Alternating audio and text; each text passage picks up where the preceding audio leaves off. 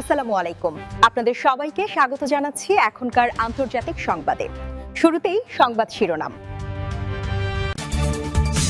নিখোঁজ পাইলটকে উদ্ধারে ইরানে মার্কিন স্পেশাল ফোর্স, চলছে তুমুল লড়াই। ট্রাম্পের উপর চরম চটেছেন সৌদি যুবরাজ, মাঝপথে সাত ছাড়ছে আমেরিকা, শত বছরের সম্পর্কে ফাটল, মধ্যপ্রাচ্য মহাপ্রলয়ের সংকেত। যুদ্ধের মোড় ঘুরিয়ে দিতে পারে নিখোঁজ মার্কিন যুদ্ধবিমানে পাইলটের সন্ধান। ইরান যুদ্ধের ৩৫তম দিন, আকাশসীমায় মার্কিন ইসরায়েলি বাহিনীর বড় বিপর্যয়। ইরান যুদ্ধে ১৩ মার্কিন সেনা নিহত, আহত ৩৬৫, পেন্টাগন। এতক্ষণ শুনছিলেন সংবাদ শিরোনাম, এখন বিস্তারিত।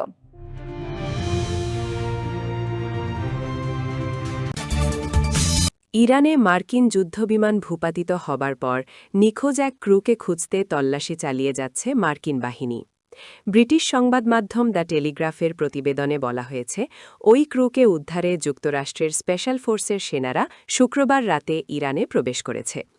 তবে টেলিগ্রাফের প্রতিবেদনে ইরানে মার্কিন স্পেশাল ফোর্সের প্রবেশ নিয়ে বিস্তারিত কিছু বলা হয়নি। নাম প্রকাশে অনিচ্ছুক কর্মকর্তাদের উদ্ধৃতি দিয়ে যুক্তরাষ্ট্রের প্রতিবেদনে বলা হয়েছে, ইতোমধ্যে এই অভিযানে একজন ক্রুকে উদ্ধার করা হয়েছে।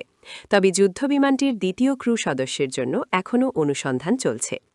যুক্তরাষ্ট্র বিমান বাহিনীর প্যারা রেস্কিউ জাম্পারদের এক সাবেক কমান্ডার জানান, ইরানে নিখোঁজ মার্কিন যুদ্ধবিমানের ক্রু সদস্যকে খুঁজে পেতে বিশেষজ্ঞ মার্কিন যুদ্ধকালীন অনুসন্ধান ও উদ্ধার ইউনিটগুলো ব্ল্যাক হক হেলিকপ্টার ব্যবহার করে এলাকা চষে বেড়াবে। তিনি বলেন, যদি উদ্ধার লক্ষ্যমাত্রা এমন এলাকায় থাকে যেখানে হেলিকপ্টার পৌঁছতে পারে না, তাহলে AC-130 গানশিপ থেকে স্কোয়াডের সদস্যরা নেমে স্থলপথে উদ্ধার অভিযান চালাবে। অন্যদিকে ইরানও নিখোঁজ মার্কিন ক্রুকে পেতে রুদ্ধশ্বাস অভিযান চালাচ্ছে। দেশটি যুক্তরাষ্ট্রের পাইলটকে পাওয়ার জন্য পুরস্কারও ঘোষণা করেছে। বিশ্ব রাজনীতিতে এক ভয়াবহ ভূরাজনৈতিক ভূমিকম্পের আভাস পাওয়া যাচ্ছে। যে কোনো মুহূর্তে ভেঙে যেতে পারে কয়েক দশকের পুরনো সৌদি আমেরিকা মৈত্রী। মার্কিন প্রেসিডেন্ট ডোনাল্ড ট্রাম্পের বিতর্কিত ও খামখেয়ালি সিদ্ধান্তে এখন ক্ষোভে ফুঁসছেন সৌদি যুবরাজ মোহাম্মদ বিন সালমান। পর্দার আড়ালে কি তবে বড় কোনো সংঘাতের প্রস্তুতি চলছে? টাইমস অফ ইন্ডিয়ার এক বিশেষ প্রতিবেদনে চাঞ্চল্যকর তথ্য উঠে এসেছে। ডোনাল্ড ট্রাম্পের ইরান নীতি এবং যুদ্ধ পরিচালনার ধরন নিয়ে রিয়াদ এখন বীতশ্রদ্ধ। হোয়াইট হাউসের অদূরদর্শী পরিকল্পনা এবং উস্কানিমূলক বার্তা সৌদি আরবকে এক চরম নিরাপত্তাহীনতার মুখে ঠেলে দিয়েছে। বিশেষ করে ইরানের জ্বালানি অবকাঠামো ও বিদ্যুৎ কেন্দ্রে হামলার যে হুমকি ট্রাম্প দিয়েছেন, তাতে সৌদি কর্মকর্তারা আতঙ্কিত। তাদের ভয়, এর পাল্টা প্রতিশোধ হিসেবে ইরান যদি আরবের তেল স্থাপনা বা পানি বিশুদ্ধকরণ প্রকল্পে হামলা চালায়, তবে পুরো মধ্যপ্রাচ্য ধ্বংসস্তূপে পরিণত হবে।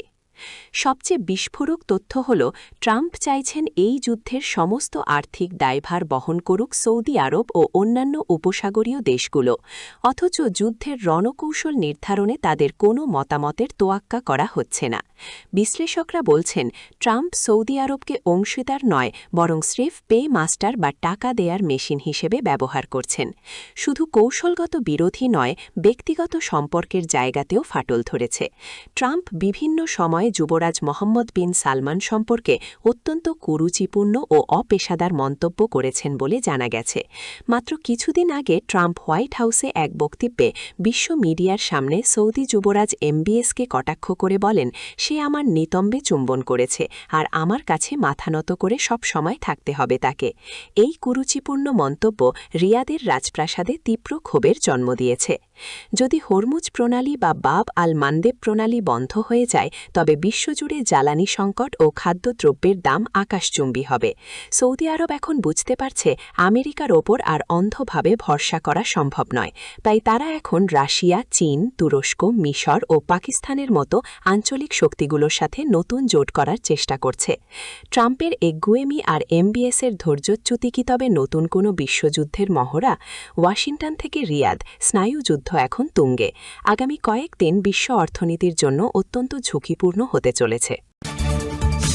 ইরানে বিধ্বস্ত মার্কিন যুদ্ধবিমানের নিখোঁজ এক পাইলটকে খুঁজে বের করতে মরিয়া হয়ে উঠেছে যুক্তরাষ্ট্র ও ইরান। নিখোঁজ পাইলট ইরানের হাতে পড়লে যুদ্ধের মোড় ঘুরে যেতে পারে বলে মনে করছেন বিশ্লেষকেরা। নিখোঁজ পাইলটের সন্ধান পেতে দুই পক্ষই মরিয়া হয়ে উঠেছে। দক্ষিণ ইরানে বিধ্বস্ত হওয়া মার্কিন F-15 যুদ্ধবিমানের ওই নিখোঁজ ক্রু সদস্যের ভাগ্যে ঠিক কী ঘটেছে তা এখনও নিশ্চিত হওয়া যায়নি। তবে অন্য একজন ক্রুকে উদ্ধার করা সম্ভব হয়েছে বলে জানা গেছে। নিখোঁজ ওই পাইলটকে খুঁজতে মার্কিন বাহিনী যেমন জোর তৎপরতা চালাচ্ছে, তেমনি ইরানি নিরাপত্তা বাহিনীও সমানতালে উদ্ধার অভিযান শুরু করেছে। নিখোঁজ ক্রু সদস্যকে জীবিত অবস্থায় আটক করতে পারলে বড় পুরস্কার দেওয়ার ঘোষণা দিয়েছে ইরানের রাষ্ট্রীয় টেলিভিশন। অন্যদিকে অনুসন্ধান ও উদ্ধার অভিযান চালানোর সময় মার্কিন দলগুলো প্রবল গুলিবর্ষণের মুখে পড়েছে বলেও খবর পাওয়া গেছে। ইরানের দাবি অনুযায়ী তারা দুটি মার্কিন যুদ্ধবিমান ভূপাতিত করেছে। এর মধ্যে একটি দক্ষিণ পশ্চিমাঞ্চলে উড্ডয়নরত F-15 ও অন্যটি ওই বিমানের ক্রুদের উদ্ধারে পাঠানো হয়েছিল। মার্কিন সংবাদ মাধ্যমের তথ্য অনুযায়ী প্রথম বিধ্বস্ত বিমানের অনুসন্ধান ও উদ্ধার অভিযানের সময় হরমুজ প্রণালীর কাছে একটি A-10 যুদ্ধবিমানকে লক্ষ্য করে গুলি চালানো হয়। সেই সময় পাইলট ইজেক্ট করতে সক্ষম হন এবং তাকে উদ্ধার করা হয়েছে। ইরানে মার্কিন যুদ্ধবিমান বিধ্বস্ত হওয়ার পর থেকেই নিখোঁজ ওই ক্রু সদস্যের সন্ধানে সার্বক্ষণিক তৎপর রয়েছে মার্কিন বাহিনী।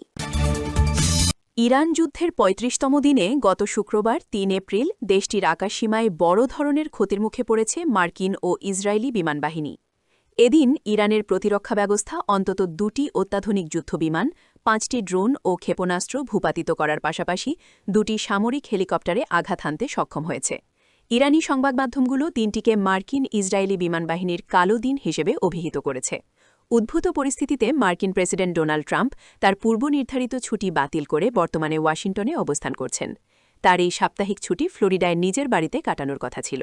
Islamic revolutionary guard corps IRGC শনিবার এক বিবৃতিতে জানিয়েছে, ইরানের সমন্বিত বিমান প্রতিরক্ষা নেটওয়ার্কের নতুন ও উন্নত প্রযুক্তি ব্যবহার করে এসব লক্ষ্যবস্তু প্রতিহত করা হয়েছে।